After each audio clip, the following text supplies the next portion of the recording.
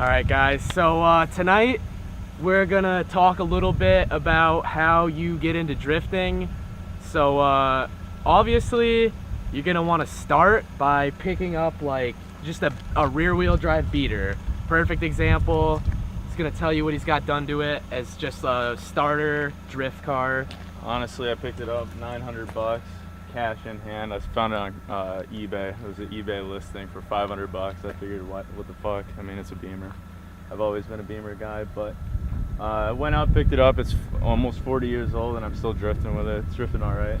Haven't blown the motor yet. I'm surprised. But first thing I did to it was I was drifting it with an open diff, and coming through a transition, the spider gear exploded in the rear end, so I ended up welding the rear end. So it's a welded diff, but other than that, completely bone stock. Nothing else done to it. There's a racing seat in it that I didn't do. It's a Shieldmon racing seat from the 80s, but other than that, completely bone stock. So I mean, if people are out here drifting these, definitely a good starter car. Anything rear wheel drive, if you could get your hands on anything rear wheel drive and manual, you're all set. We have my girlfriend's Miata right here, rear wheel drive, 5-speed, open diff, which is just not the best for drifting, but it'll do, because this is how to start drifting, not how to be a pro immediately. So first things first, obviously you're gonna want to be in a pretty open parking lot. Right now we're in a pretty open parking lot, and it's 3 in the morning because you don't want to be doing this in the middle of the day. I'll tell you that much. You're gonna make a bunch of noise and maybe smoke, and you just don't want to do it at 3 in the morning, please, for your own good. So should we drift? Got a fucking ASD Hydro E on the ground, fire extinguisher for safety. All right, so what's the first thing you want to do here? Well, right now we're drifting with a car that has like almost no power. So one thing that helps, since you don't have an e-brake, I mean, I have the stock e-brake. As you can see, my ASD is sitting on the floor right there. But the number one thing you got to learn about drifting with low horsepower and a lot of body roll, like what I'm doing right now, is clutch kicking is key. Terrible for your clutch, but a lot of the times cars don't have enough power to get it sideways without clutch kicking it. So I guess I'll teach you how to do a clutch kick. Basically, my tack goes to 6,500. That's my red line.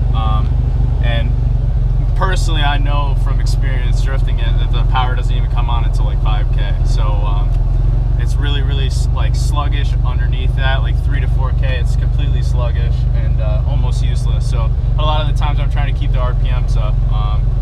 Terrible for the motor, terrible for the clutch, but that's what you got to do to keep it sideways. So like I said, the number one thing you guys got to remember is it's bad for the clutch, but if you do it the right way, I mean, it's not horrible. I mean, if you want to be drifting, then you got to be willing to ruin the car, because I mean, you're pushing the car's limits as far as tires, clutch, engine wear, everything like that. So like I said, a lot of body roll, because completely stock suspension, everything like that, 100% stock.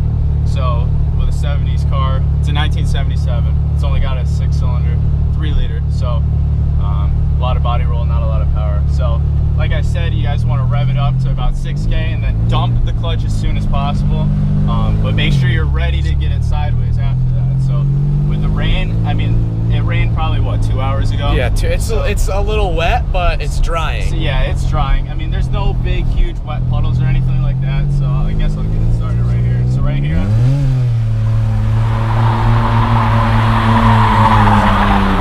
I mean, most of the time when I was learning to drift, I would just go in huge donut circles. I wouldn't get close. Like, I wouldn't do like a donut where you just go in first gear and then just spin around in circles, because you're not really learning much from that.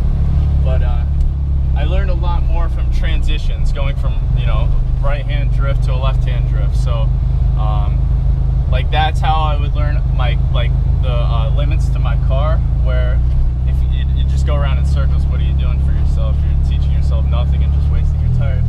So right here, I'll do a clutch kick. So like I said, I'll rev up to 6K and then dump it, and then I'll try to do a little manji right here.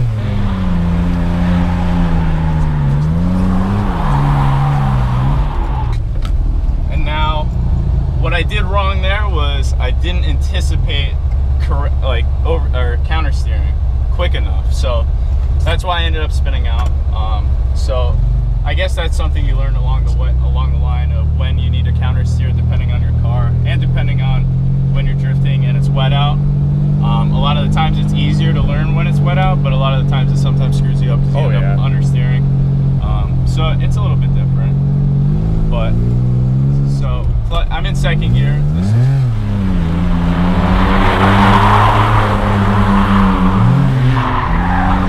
right there, I just did a mid-transition clutch kick just to keep it sideways. I can feel myself. You're just about flipping over. I watch you go. I'm fucking like leaning over. I'm pretty much on your lap when you go for that transition. But it's about learning your own vehicle. Everyone's car is different. You got to learn yourself too. Yeah, you got to learn what you're willing to do. What you're like. If you have the nut, you just got to kind of man up and try it. Be a baller. Look at this fucking guy.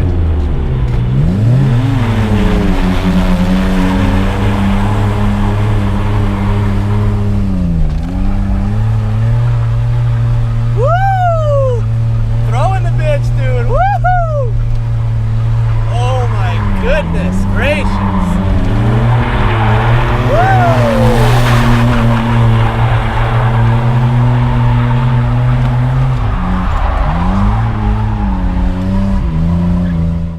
Yeah, that's why the parking lot is perfect, though. You don't have to worry about it. You don't have to worry about hitting anything. You could go, yeah, just go and practice sliding.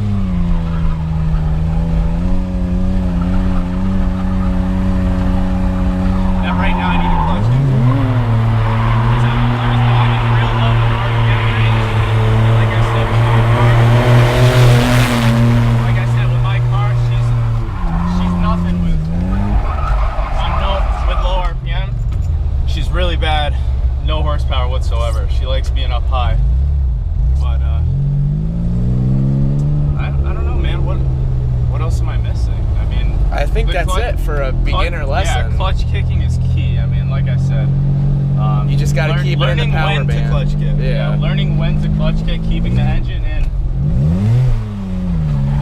You just got to keep the engine in a usable power range. See how it...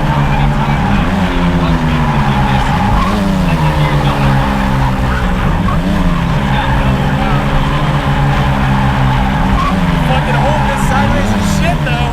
Woo!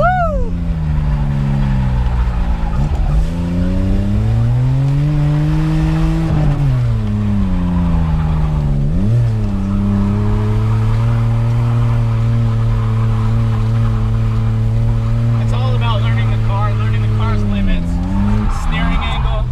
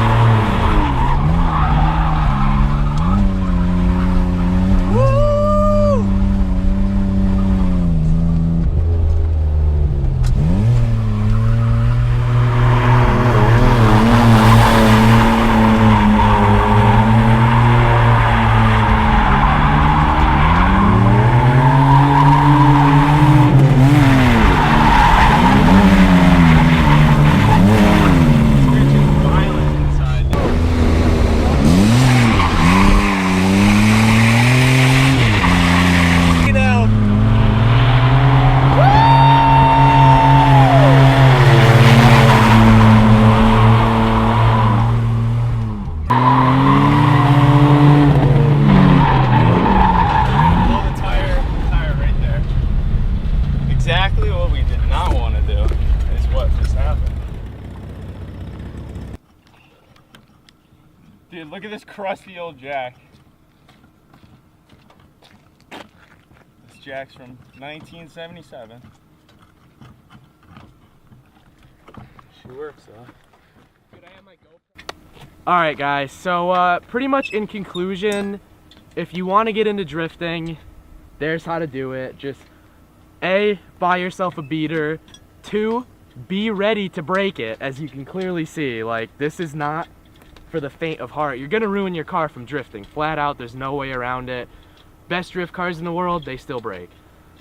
3, you really want to have a nice open area at very late at night because you don't want anyone at all. Like, you don't want any public, you don't want people driving by, you don't want cars in the parking lot. You just want to play it as safe as possible. You want to have a fire extinguisher on you, you know, just in case shit hits the fan. You want to be ready. Like, come prepared. As you can see, we got a jack, we got tools, we got a spare tire. Be ready for anything. And most importantly, honestly, have fun. That's what drifting's all about. That's why I got into drifting. That's why he got into drifting. Honestly, it's the funnest thing you can do with a car. And I have a blast every time I go out drifting, regardless of who's drifting. Like, I was just in his passenger seat. Honestly, couldn't have asked for a better night. Perfect weather conditions. Parking lot's a little slick. But yeah, that's pretty much it. Just want to thank you all for watching, and stick around for more shit like this.